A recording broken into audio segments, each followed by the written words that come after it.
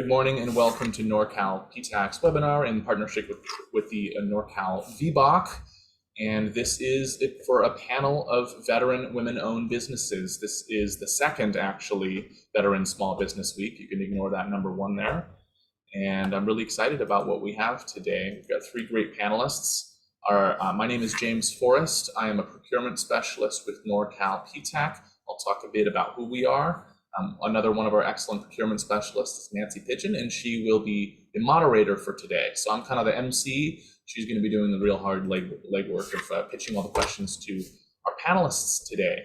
Our panelists include Crystal Zie, CM with Crystology, President and CEO, Crystology Engineering, Laurie Sayles, President and CEO with Civility Management Solutions, and Martha Daniel, President and CEO, Information Management Resources. So I'm going to hand things over to our moderator and our panelists in just a minute, but I do want to talk about Norcal PTAC. That's short for the Northern California Procurement Technical Assistance Center. It's a nice long acronym to get you ready for government contracting, where you're going to find a lot of acronyms. We are a nonprofit center, part of a network of centers across the country. We get our funding from the federal government as well as state and local agencies. And all of it means that we get to provide services to you for free. What are those services? Well, we assist with government contracting.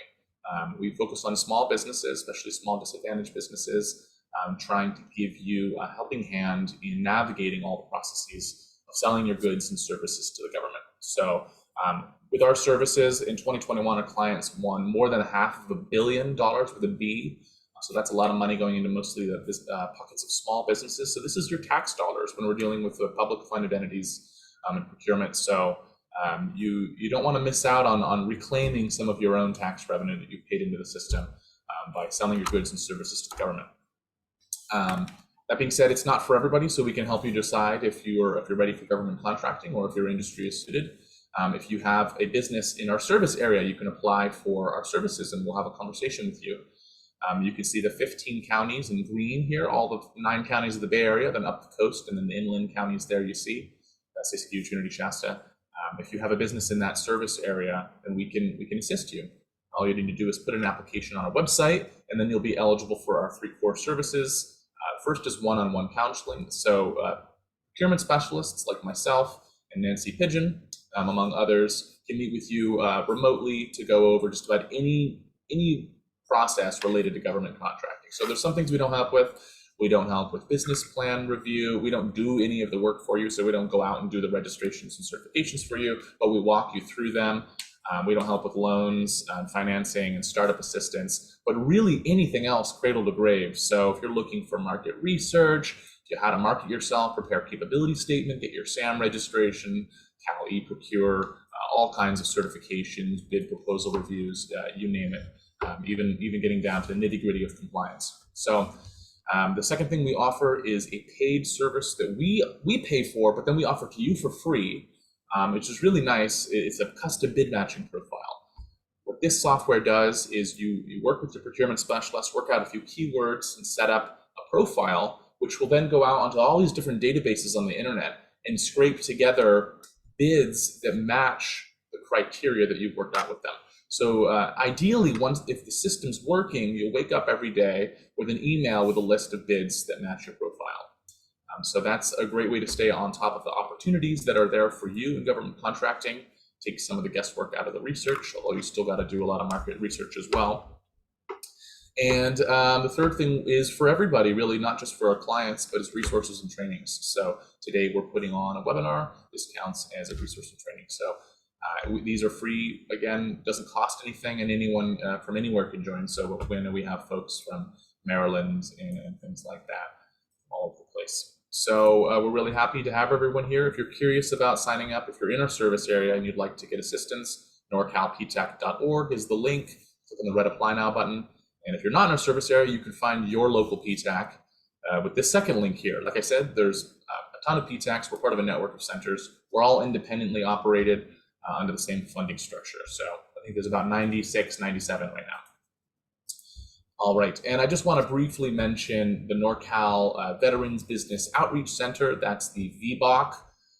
They serve the men and women who are active duty service members, Guard, Reserve veterans, and their family members who want to start a business and grow an existing business. So they are funded through the SBA. They're kind of a sister program of ours. We love working with them. They've got a great Boots to Business program that they go through. This is a really helpful 8-module sort of class that I think veteran business owners have found really helpful in the past. Their service area is bigger than ours. They cover pretty much all of Northern and Central California, all the way down to San Luis Obispo, Kern, Inyo. So please take a look at them. They serve a lot of military bases as well. They can kind of same basic core services for us, but more focused on general business assistance, not just government contracting. So please take a look at them as well. We're partnering with them this week for this series, and they're also having their own veteran business series. So please take a look. All right, I'd like to introduce the moderator for today. Her name is Nanci Pigeon. I've mentioned her once before. Really a true expert in her field. Nanci, let's go ahead and get you up here. Nancy's been a procurement specialist for a number of years. And I think, Nanci, you're going to be probably the most suited to speak to your own qualifications. So I'll just hand it over to you, but thank you. Okay. Thank you, Nanci. And Nanci is going to introduce and get things started with all of our excellent panelists today. So thank you so much, everyone. All right. Thanks, James. Appreciate that. So again, I'm Nanci Pigeon, one of the procurement specialists here at Norcal PTAC. A little about me. I'm retired U.S. Air Force Chief Master Sergeant, or E9 if you're into those E numbers. First 10 years I was in the munitions career field, so ammo, go ammo. I built bombs and processed ammunition for the A-10 aircraft. That's my favorite aircraft in the world, is an A-10. Once I made some rank, I decided to cross-train into contracting, and yeah, I never looked back after that. Did a great 12 years on contracting, loved every minute of it. I then transitioned into the federal contracting workforce. I did 2 years as an Air Force civilian.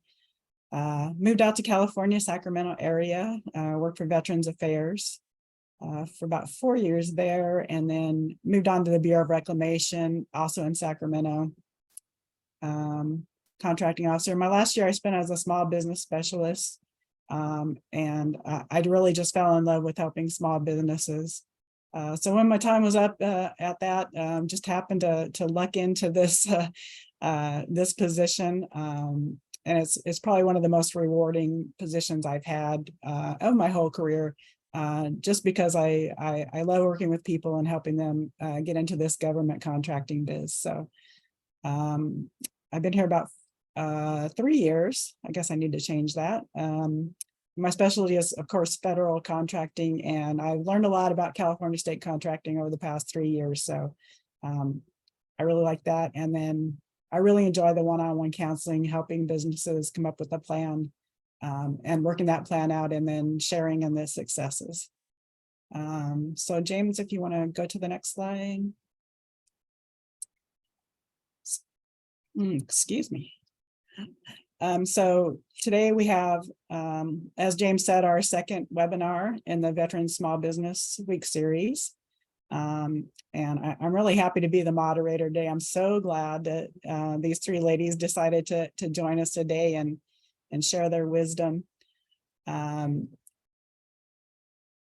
going to share their insights and perspective on what it takes to be a woman-owned veteran business. When you hear about these women and their companies, we'll help you gain some insights into what they did to become successful business owners. And as James said, we want to assure you there will be time for Q&A. We would like to remind you to please put your questions in the Q&A section and not in the chat, because it's hard for us to find them in the chat. And then, sorry. And if you have a specific question for an individual panelist, just go ahead and say who you want to answer the question. That would be helpful. If it's for everybody, then that's fine. Just put the question. And I'm going to start out by asking the first question, and we'll have Crystal up first. Crystal Zia. think I said that right. And Yes. okay. Thank you, Nancy. I'm getting it. Thank you. There. Yeah. And so we want each panelist to tell us a little about her company and what it's like to own and run a women-owned veteran company, and include what a typical day looks like. Crystal? Thank you, Nancy, and thank you, PTAC, for this opportunity. I'm very excited to be here to share my perspective and give back to the community, okay? My name is Crystal Xie, and I'm the founder and president of Chrysology Engineering. I'm a licensed PE myself and a certified plant examiner in a building code, fire code, and the mechanical code. Chrysology Engineering is a DIR registered Class A general contractor. We're also a licensed professional engineer firm that provides a combination of services in construction management, project management, plan check permitting, and we specialize in alternative energy projects.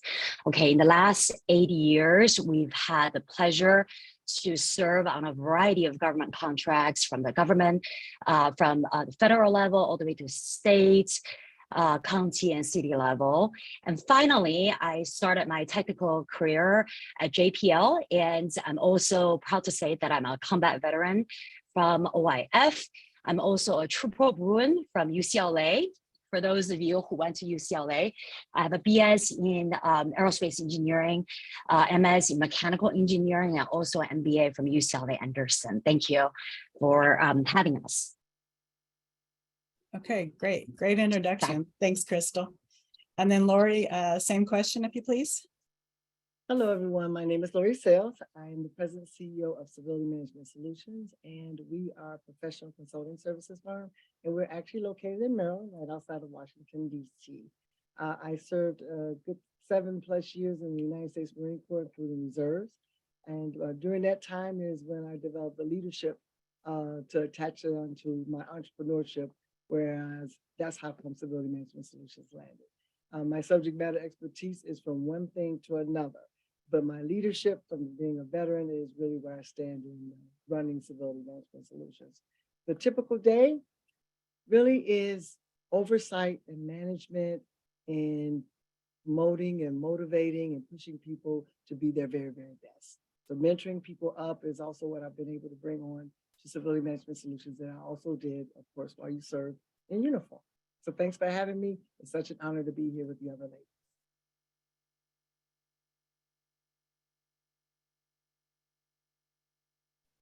Okay, sorry about that. And next, we have Martha from Information Management Resources. Martha, if you could do the same question, please. Yeah, first of all, I'd like to thank all of the veterans that are in the audience and even the women that are on here with me today for their service. I'm a pioneer. That's a better way to describe it. I've been in business for over 30 years. I've experienced the evolution of women in business. I've experienced the evolution of service disabled veteran as it came across for veterans getting their opportunity to be able to have a chance to have business and be able to participate from a parity standpoint. And I've been a pioneer dealing with women in business and being able to get us through many, many different opportunities and waves. So I go back, way back. So I'm happy to know that we've made headways in where we are going today. My company is Information Management Resources. I founded that company, and just recently I founded another company called Cytelix Corporation. And we provide information technology services. And from IMRI, we are primarily a government contractor. We started in the commercial and then expanded across into the federal space and have had a variety of wonderful opportunities as a woman-owned business, as well as a service disabled veteran-owned business. The opportunities out there were not necessarily there. We had to make them be there for us. And so I'm proud to say that we have benefited from some of the many programs that are out there, such as PTAC, which I joined earlier in my career, and I advise you to really, really participate because they can help you get from one stage to the next stage. And prior to starting IMRI, And we specialize, let me explain, we specialize in program management, information technology, anything in the data center we have done and do. We are in cybersecurity. We're not just a cybersecurity want to be. We've been doing cybersecurity since 2009 for the Department of Defense, intelligence communities, and a variety of other agencies. And we pride ourselves in the engineering side of business, which is safety, which we have been part of several different industrial control type systems and programs. For the Cytelis Corporation that I started is primarily a corporation that focuses on compliance and governance. We help small businesses, over 100 of them, we've helped in getting their CMMC compliance. That's what we do. I started that business with the understanding that small businesses would need to have an opportunity to have, to be able to play in the playing field. Prior to coming on to IMRI, I spent 15 years in the corporate world. I've done everything from being a programmer all the way up to a chief information officer. With that being said, we operate in 13 states internationally, and we have a staff that is spread across the United States, and proud of what we're doing. And we're hoping that today, I'm hoping today that something I may say can influence you to never give up in your dreams. Oh, great. Thank you, Martha. And thanks for the PTAC plug as well. We appreciate that. And I think everyone online today can see we have a great group of ladies here to help steer us through some of the ins and outs of government contracting. So the next question I'm going to ask are, what are some key points you feel someone needs to consider when wanting to start up a veteran women-owned business? And we'll start with Laurie this time. I love what Martha had to say, and that is get yourself attached to PTAC. One of the very first things I did was get myself an SBA score mentor. I was fortunate to get a 3-star general that was retired, and it was actually now my mentor. So it's kind of cool from coming from, being enlisted to now being able to hang out with a general and talk business, and have a good time in it. So they're there for you. That's also a free service. And then PTAC is where he referred me to go to get my learning and training and being taught well and being able to manage a government contract when it comes. Because one thing that's valuable for us as veterans is that we are accustomed to being trained. We are the best in the world because we are well trained at what we do. So we should automatically know that that's needed. And so anybody that's here that's not affiliated with PTAC, I highly encourage that you make that happen. Okay, and Martha, if you'd like to take the same question. Yes, I'm going to approach it. Thank you, Laurie, because that is really important. But I'm going to approach it from a personal standpoint of decision making you have to make to be an entrepreneur. To start a business, you have to first decide how comfortable do you want to be with your own paycheck, because sometimes you don't get one when you're an entrepreneur, okay? And so that's the first part. And then your social life, what you have to give. It sounds glorified, but I can assure you that all these women sit on this phone and put in a lot of hours each week, okay? And you're knocking on doors and you're working around the clock. So you have to think about your lifestyle. Is my lifestyle really the lifestyle that I'm ready for to start a business, whether you be in a service-disabled business, but am I ready? Do I need sleep? I mean, okay, because sometimes you don't sleep. You have to write proposals and you're up all night and you're writing the proposals. And so these are the things. And then about yourself, what do you decide? How successful do you personally want to be? And what do you want to give for that? And defining the level of success for you, because success is defined differently for each and every one of us. And so those are the kinds of things you have to go through your mind and understand that you may not be comfortable giving up your current paycheck, because when you go into business, sometimes it becomes difficult and you may not be able to start your business and make the type of money that you'll be making in the commercial world. So I'm going to suggest that. And then after you do all of those things and you say, okay, I'm ready, then you go and you sit down and you seek networking and support. because you can't start something that you don't really know all about. And the government is very difficult. And so you want to go into like places like PTAC, just as Laura said, the Small Business Administration, get some help. Don't try to just jump into it head on. So that's my advice. And Crystal, if you'll take the same question, please. Sure. Thank you, Martha and Laurie. So I guess I'll add on to a little bit to what Martha said, right? I think on a personal level, not whether you're a veteran or a woman or anybody else who wants to start a business, is that one is like, how long is your runway, right? If you can't really generate a good income, right? Like how much is your savings and how does that, what's your current expense level? What does that translate to in terms of numbers of months you're able and willing to give it a try? And another perspective is that who you are as a person, right? Like, are you someone who enjoys doing the work, like doing the task, or do you actually enjoy managing others, like trying to systematically do something? Because if you're just enjoying the delivery of something, then maybe being an entrepreneur is not the best choice, right? Because there's that saying, do you want to work in the business or work on the business? If you're enjoying working in the business, maybe it's better just to be a contractor. Maybe it's just better, working as a technical expert somewhere. And that's, another perspective. And also, you also have to think about the perspective of your client, right? Who is going to be your client, right? If you are just what exactly, you think to yourself, I'm a woman, I'm a veteran, I want to sell to the government. That alone is not enough, right? You have to think, what is their pain point? What exactly are some of the things that's hard for them to resolve or find solutions of? And who are your competition, right? What's the competitive landscape?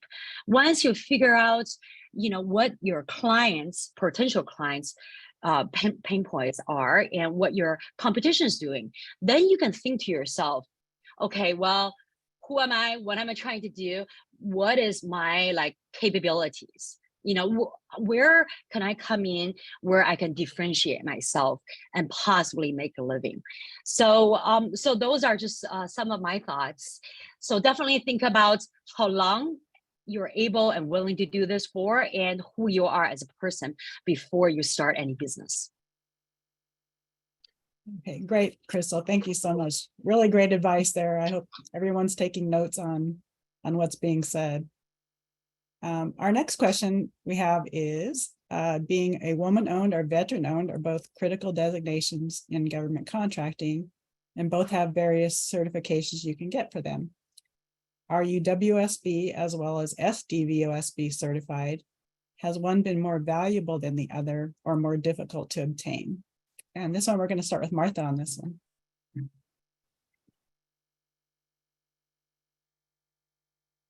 I am both. I would say that the advantage lately over the past maybe 8 to 9 years has been the service disabled veteran owned status. Has been the one that has been most lucrative for my company. I've been through the evolution of being an 8A company. I graduated in 2004 and expanded myself through the program, through the STARS program, and then being a woman-owned business and disadvantaged, but the service disabled veteran status is important. They are both easy to get. I mean, it's just you have to fill out the application. It is a process. The process has been made significantly better from when it first started. Honestly speaking, it was rough. You knew you were a woman, but you had issues to try to tell them that. You knew you were a service disabled veteran with a DD 254, with your DD, not 254, that's the one for thing, your DD 214, and you had to let them know. I mean, it's a process, and then understanding what the rules are. Sometimes you don't know what the rules are. So that's why it's important to join an organization like PTAC that can help you before you start expounding into that process. But it is easy to do if you have understanding of what are. And once you get it, it gives you walking orders. It does not give you a contract. So do understand that. Oh, thank you, Marty. That's a really good point, that last one there. A lot of people think they get certified and they're automatically going to get a contract. So yeah, definitely a good point there. And then next we'll have Crystal answer the question. Sure. So we're also certified as both SDBOSB and WOSB. You know, the SDBOSB is very tedious back in the days when I applied for it, as I remember. But really, in comparison to like actually having to get a contract, going through the proposal process, this is nothing. You know, it's just, you just follow the instructions and you pretty much get it if you have your DD 214. And to echo what Martha said is that, you know, just getting these certifications, no one is going to come to you and say, hey, I heard you're SDBOSB, would you like to be my subcontractor? That never happens. I don't know. I'm sorry, I caught a flu over the weekend, but you know, I don't know, like maybe in some fields there are some areas where they just couldn't find any subcontractors, but in construction and engineering, that is not the case. So I would say in the past, both of them have helped me, but none of them really were the deciding factor for us to get any contract at all. It was one of those things, it was like a good to have, but you would have to meet the RFP, like for engineering, for contracting, we have like RFQs, right? You would have to meet the bare minimum for the RFQ requirements for any government contract, because, you know, contracting rules for our line of work is that if you don't meet the bare minimum, none of these feathers really is going to help you. With that being said, I'll hand it to Laurie. Laurie, may I make a point? When you are certified, they do a lot of set-asides. So you can be limited to just competing with service-disabled veteran-owned businesses, and you can be in a pool where you're only competing with women-owned businesses. So the set-aside program is wonderful, and it's a parity there. There's also in the service-disabled veteran-owned, which we do as a company, is we help make contracts go to veterans. It's a rule of two. The rule of two still is being enforced. So if you know another veteran that does what you do, which I do, I know several, soon as I see an RFP come out, I call my buddies and say, hey, I need you to respond to this RFI and this marketing survey, because I want to go after it. And even if sometimes they say, oh, I don't want to go after it, will you help me out? That's what the networking does for you when you're in this business. And they will put in RFI, and I get 2 or 3 more to put it in. And then the marketing survey, based on our expertise, get turned into a service-disabled veteran-owned contract. So there are some new things out there that I think are very positive for us as service-disabled veteran and woman-owned. You can do the same in some of the women-owned as well. Okay. I hope you can hear me okay. Everybody can hear me okay? They had me fix my volume before. I'm trying to see if it's it's better. Okay, great. Thank you. Thanks, Laura. Well, I could tell you that when I started this whole thing 10 years ago or so, it was all about checking a box for women on small business. Well, I'm an advocate. One of the things I have done, I've been on the Hill now 5 times, fighting for what we need as women, what we need as service-disabled veterans, as well what we need as being socioeconomically disadvantaged and working in government contracting space. Now there's an actual certification. So when Martha was talking about the challenges of it is for a reason, because what we don't want is for your husband to all of a sudden actually get you to be convinced that you are the one that should start this business and he's the one running it. We want women-owned businesses to be managing the day-to-day operations of any entity that they are establishing, including the service-disabled veterans. That's been the hang up with a lot of people there. They want to ensure that you as a veteran is not a vet, but an actual veteran that is running the day-to-day management of the company that you have established. And so when you're 100% owned, it gets a little easier. When you start having that 51-49 or this 40-20, any of that, then it adds some actual challenges to you. So everything they were talking about earlier, where I spun into thinking I'm talking to women veterans that's in business, going into business, desiring it, ready. The reality is that you want to make sure when you start back in the era of thinking through what you want to do with establishing it, that you kind of look into being 100% on, because it eliminates so much for you in this certification process. Also, I wanted to talk about the fact that the SDVOSB is moving over to SBA. That is going to be happening very soon. I'm actually tuned in with some of that activity, and I can tell you that the whole point of moving it over there has been a fight from us advocates for quite some time, because the VA is here to cater to us as veterans and give us all the things that we need, especially when we qualify for it. And let's make a note, everyone on here, make a note, write this down. Your service disabled veteran small business verification, certification, eligibility is not a socioeconomic status. It is earned. So when anyone talks to you about your socioeconomic status, make it clear to them, I earn the status of a service disabled veteran small business. And we need to change the dynamics of that. And with that, we're talking that way to the federal government. We're talking that way on the Hill, so they have understanding. We're not here begging you all to give us opportunity. We've earned the right on another level to be able to serve this country in this capacity. And thanks for you guys' time. Thanks, Laurie. That's great. Thanks for bringing up the changeover. I think a lot of people still think the woman-owned small business is self-certification as well. But now there's a whole new process for that.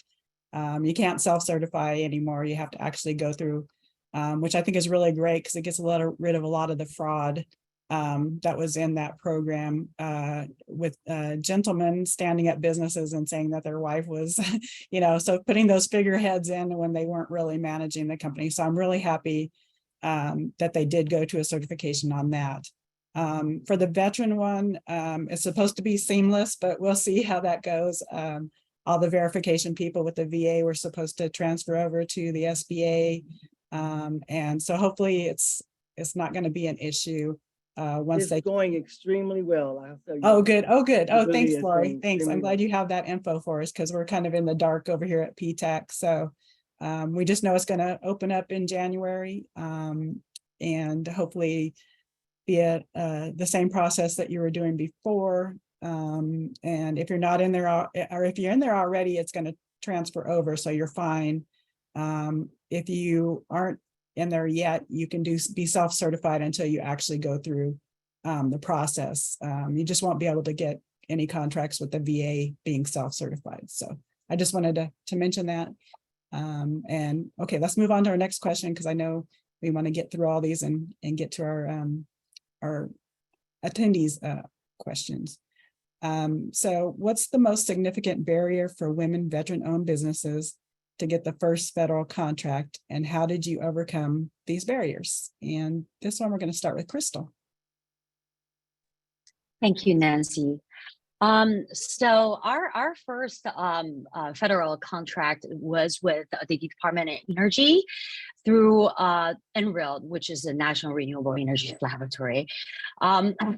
So our specialization is in alternative energy, and to be more specific, in hydrogen infrastructure.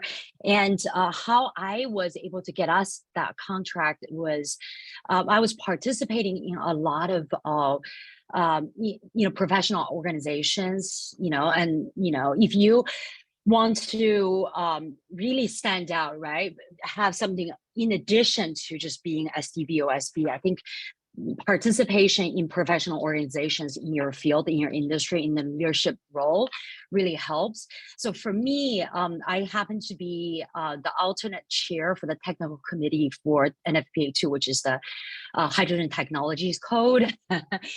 It's a national fire code on hydrogen technologies. And then because of that work, I was able to connect with several project managers and engineers at the National Renewable Energy Laboratory. And together, we ended up having a contract for codes and standards research with DOE. Now, your first question, what's the most significant barrier for women veteran-owned business is, I think, as women, we tend to be very modest, right? Like we don't feel comfortable raising our hands. We don't necessarily go out and say we can do these things that we have never done before, right? Whereas I think general generally speaking, maybe some men are very modest as well, but generally speaking, most men would be saying, well, if I've done something that's like maybe, 40% there, chances are I can figure it out. So for women, we tend to ask for and bite off less than what we can chew because we're worried about not being able to perform, right? So I think a lot of times it's good to step outside our comfort zone and actually participate in conferences, professional organizations. For example, I participate in, I'm a PMP as well, so I participate in the PMI. I also participate in the various activities with the SAE, which is the Society of Automotive Engineers, so on and so forth. I think over time it becomes easier. We do a lot of ICC activities as well. So that's also good for networking because once you've participated in various leadership roles, you build that expertise and trust and that sort of confidence in yourself so that when you do partner with a prime, or if you do decide to prime for a larger contract, you'll be ready. That's it, Nanci. Okay, great. Thanks, Crystal. And then Laurie, we're going to ask you the same question. Making money is great, but past performance is golden. So when you get past performance is really how you get work. And so being a woman-owned small business and checking that box back then, and then going through the process of getting verified by the VA as a service-disabled veteran-owned small business, just like the ladies have already said, didn't guarantee me no contracts. As much as I already knew that, I did not know still the struggle that was ahead of me. It took me 4.5 years to get some momentum after actually having great relationships within the government from managing as a program manager.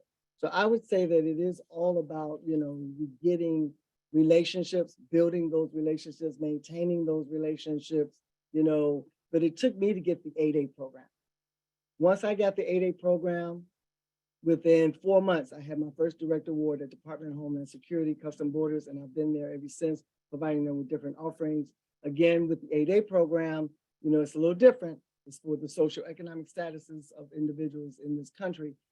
You get the opportunity to go directly off of know, like, and trust relationships, and I have a plethora of offerings based off of that, between conference logistics, moving logistics, facilities management, financial management, grants management. Now we have some IT, but then I now get to take all that and bring myself into a niche now that the door has opened. But I will really go off the fact that it is a good old boys network out there. So being a woman, you have a challenge.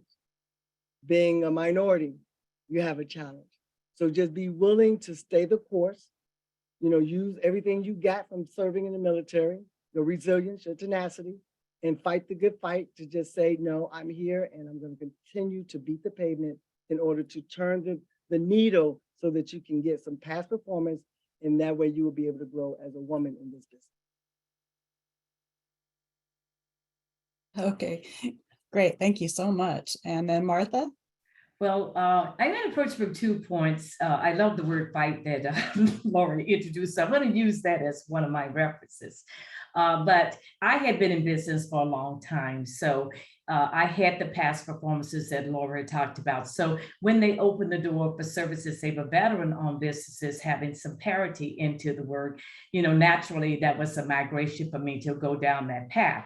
But I'm going to use the word fight for 2 reasons. The first contract I got, I fought for it. I literally fought for it. I bid for it. And we're going back in time. And this is when we're not going to say that everything works fair. Laura talked about networks. Somebody had a better network than I had. And they were awarded the contract. But here's where you have to have knowledge. You have to know your competitor and you have to know the rules. And so one of the rules is that Laura mentioned it earlier, people faking that they are a service-disabled veteran-owned business. And there was a situation and I protest to GAO and won the protest and got my first service-disabled veteran contract because the person that declared that they were the service-disabled veteran had a husband that identified himself as being the president and CEO of the company that she owned. And that is against all rules. And once I saw that, I went to battle and I fought that they could not award that contract because it was not a legitimate business. This was before we got all the checkings and things that's going on today. And so I'm saying that you have to know the rules and know your competitors and not be afraid to fight. I said, oh no, I'm gonna fight this all the way down. I filed immediately against that company and won my GAO and won a services federal contract for $15 million, okay? That's awesome. Great job, Martha. Yeah, I think, yeah, you should know that you can protest those certifications or the size standards. You know, don't be afraid, especially if you know your competition, which is really important to know your competition in your industry. You know, if you know something's wrong, something smells fishy, you know, go ahead and do that protest. You know, it only takes a stamp to do a protest, or they may even do them online now, I think. So yeah, thanks, Mark. That was a really good point. So let's move into our second to last prepared question. What government project are you most proud of and why? And Laurie, we're going to start with you this time. That's difficult. But especially for Martha, I'm sure she's 30. I'm only 10 years in. But I would go with, since I spoke about one, I'm going to go with one that we have at Health and Human Services. Unfortunately, due to the meth epidemic of this country, Congress decided there was a need to come up with a policy for grandparents raising grandchildren. So Civility Management Solutions offers conference logistics, and that is not just an event. That is when you bring in policy makers together, especially over like at HHS, to discuss strategy, discuss and spearhead something that needs to be put in place. So this is a congressionally mandated contract, and we have several here. But this one I love most because grandparents raising grandchildren has been going on forever, for all I know. And yet at the same time, we now have our team assisting Health and Human Services with developing a policy that they are going to present to the government, the Congress, may I add, so they can implement it nationwide. So that's a great joy and a great honor to be affiliated. That's really great to hear about. I love these stories. So, and next we'll have Martha tell us. I'm sure it's going to be hard for her to pick a single one, but we'll let her try. I'm going to pick one. I mean, I've had a few, but this one is my favorite. Is that after 9/11, the Congress passed a law that they wanted to. We were unable to communicate after 9/11, and so they decided that they needed to build a first responders network that would be able to have the United States connected in case of a disaster, and it's called FirstNet. And we were one of 3 veteran-owned companies that were, the competition went out. We were one of the ones that won the RFP to build build the design for that network so that it could go out for to the big guys. I mean, and that's okay, I'm fine. It was to go out to bid to the AT&Ts and the Verizons to build. But we were the company that did the bulk of the work. It was a $21 million contract, and it was for 3 years. IMRI did at least 90% of that work. And so as a veteran-owned company, I'm proud of that. And so the designs that we built for that was passed down for the AT&T and Verizon and those companies to bid on. AT&T wanted for $100 billion to build. I was OCI'd out of it, which means I could not participate, but as a small business, it's okay because in many times you'll get that opportunity because you can't build something and then bid on it. So sometimes you have to look at opportunities where it's to your advantage. It was to my advantage because it was about $18 million that we made in 3 years, even though I wouldn't be able to support the AT&T contract. So I was still okay with it, but that was one of my proud ones. And every time I look at FirstNet and the sign out there, and then they hired all of our employees we brought. So I know that all of the people that's working up at FirstNet came from my company. And this is something that I'm proud of. Every time I think of any kind of catastrophic situation that may go on in this nation, then my company really developed that design for that infrastructure. So I'm proud of that. Oh, wow. That is a really great story. I really enjoyed hearing that. I bet when there's hurricanes and everything else coming along, you're just like really excited. That's exciting. Crystal, can you answer us what you're most proud of? Sure.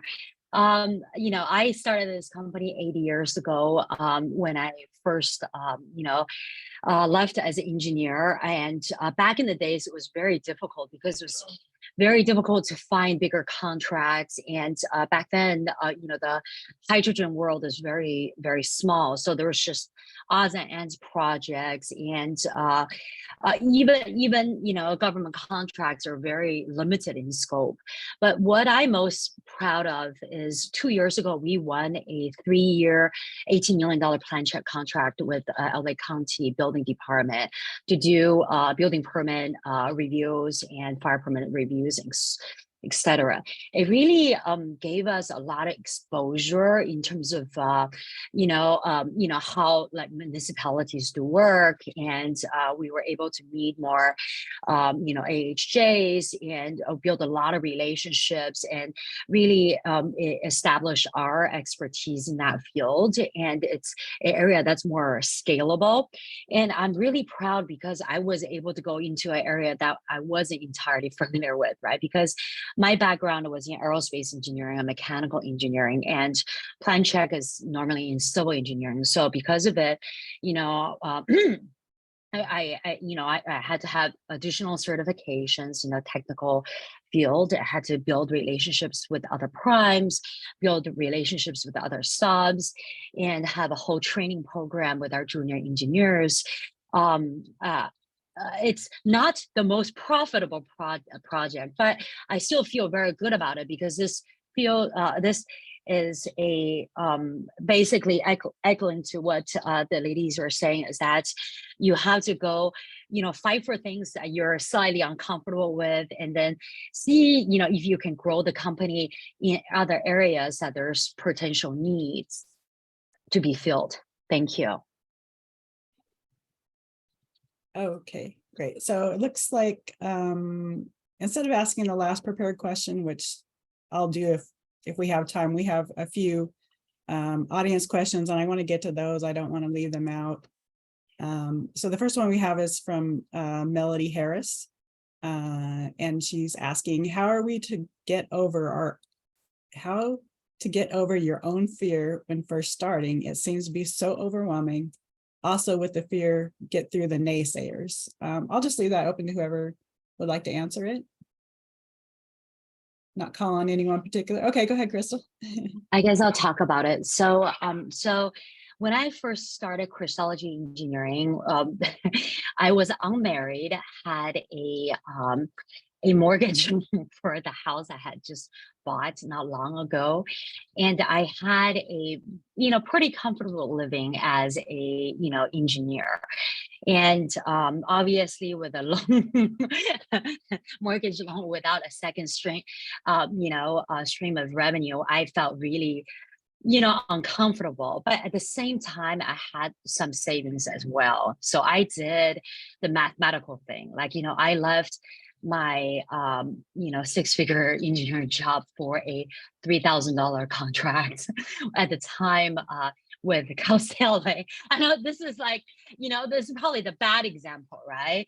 But at the time I had just finished my MBA, and I just thought, I have to have, gave myself a try. Right now I have no kids, no husband, no liabilities, even though I have no second stream of revenue. This is a time in my life I can afford to try. And if I can't make things happen within a year, I guess I'll try to find another job, but at first, I think you're going to feel weird. I'm not gonna lie about that, because I remember even just working in a cafe on a like Tuesday or something, or when you're first starting out, you're just working day and night. You felt that you have to constantly justify, oh no, you're not laid off, you're not unemployed, you chose to do this, and your idea is fill in the blank, right? I think there's no way of actually getting out of that self-doubt until you can build some past performance. So if you can get some smaller contracts to go test the waters, if you can work part-time and get that started, that's also a way.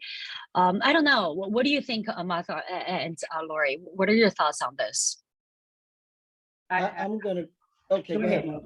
I'm No, gonna go just ahead. jump in with something quick because I know we're trying to get through a couple other questions. But what I will say is that you really have to believe in yourself. You have to be determined. It doesn't matter what your situation is, how much money you made. I started my kitchen table for 4.5 years. So Crystal did really well in comparison, right? But yet at the same time, it's all about an individual, what you can endure to really believe in yourself that you can do it. Now being on the Inc. 5000 list 3 times, I think it paid off. And that's the attitude you have to have. See the end at the beginning. Yeah, and never give up. I mean, I'm a firm believer, never accept no's. I don't accept no's. No mean I have another way I could go get it. No mean I need to go find a better way to do it. No means that I need to find a new network to get through it. So I don't accept no. No, it's just not in my vocabulary. And so that's one of the things. And I started when it was just absolutely almost impossible. I mean, I was a female in technology. I was a minority in technology. I was in Orange County, California, which has 2% African-American population. And I started my company in this county. And everybody here told me I would never be successful.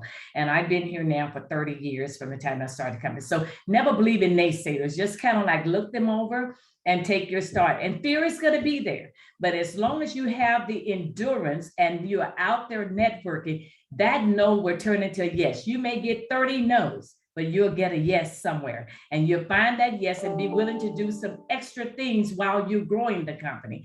I had to work and build on my own contracts. Bottom line, I built on them, I sold them, I came back, I invoiced, but I had to do that initially to be able to sustain my company and be able to start my business.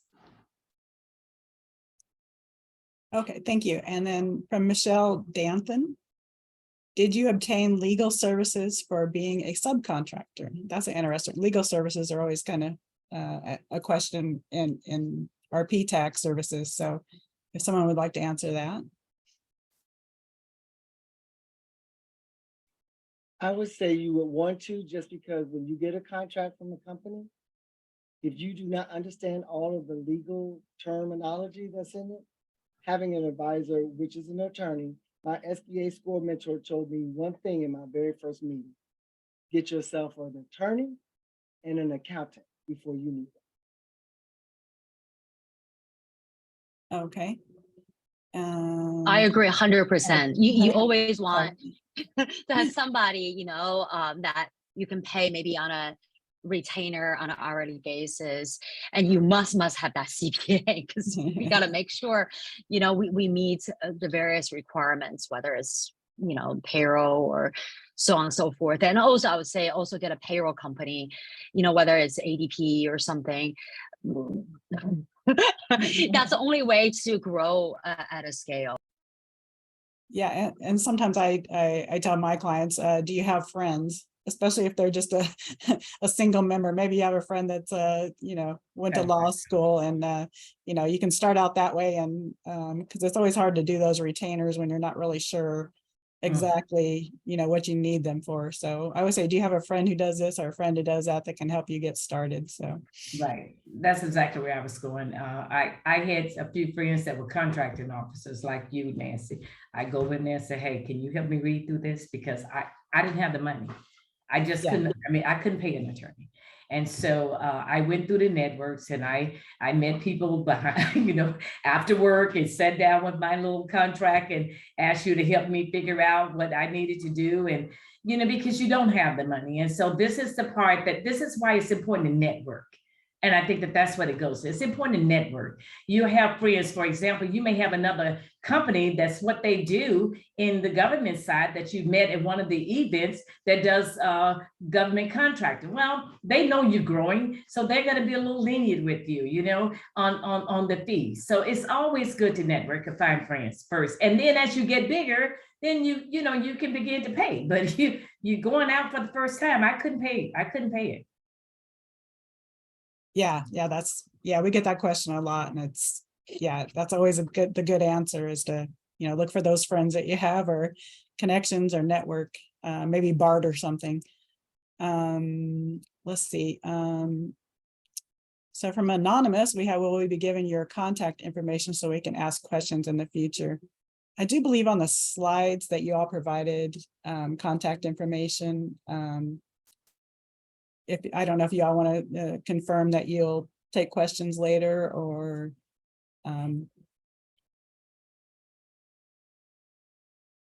sorry, I lost my screen there. Let me get back to the Q&A. Something moved around. I think James was bringing up the slides or something. So I think we've answered that question. I think we've answered, I think some of you have already answered these. There's one, so Laurie, I see you're in Maryland. Are you familiar with the Employment Works Preferred Provider Program? We work a lot with contracts with MDOT CMS. Sounds like a great match for our program. That was for Laurie. I can tell you that we have actually used, and I've referred everybody to use, programs within wherever state and city, county you live in. I have actually hired somebody from Prince George's County, Prince George's County program. The young lady actually had committed a felon and served about 4 to 5 years in prison, and they had her in this program, and we brought her in. And within 90 days, she showed herself worthy, and we hired her. She's been with us now 2 years, and she's one of the best star employees of Civility Management Solutions here in our corporate office. And we've also hired somebody through another program that they have as well over 6 years ago. But I'm not familiar so much with that one, but I do know that most states do offer great programs for us as employers to get individuals hired on, including hiring our heroes is another one that I'll throw out there to let you know that they also are out there looking to help people get jobs. Thank you though for making that note, and I'll write that down for myself.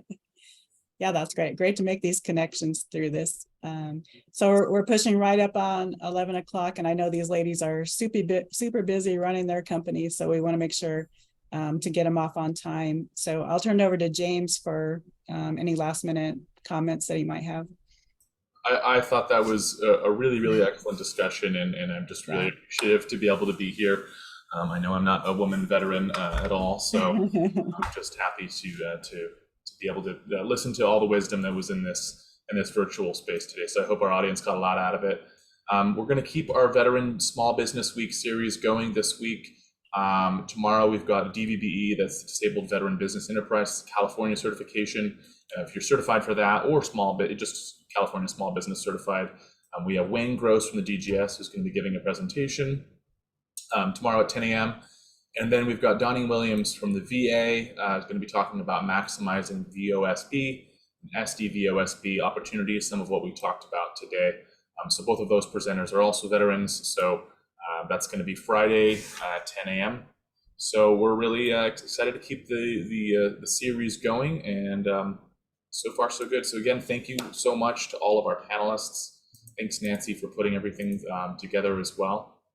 And you should be receiving a survey, all the audience members receiving a satisfaction survey afterwards. We'd love to hear what you thought of today's event, and just be reminded you'll all be getting an email with the video recording as well as the slides later today.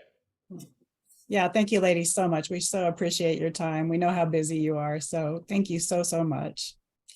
Bye everyone. Bye-bye. Thank you.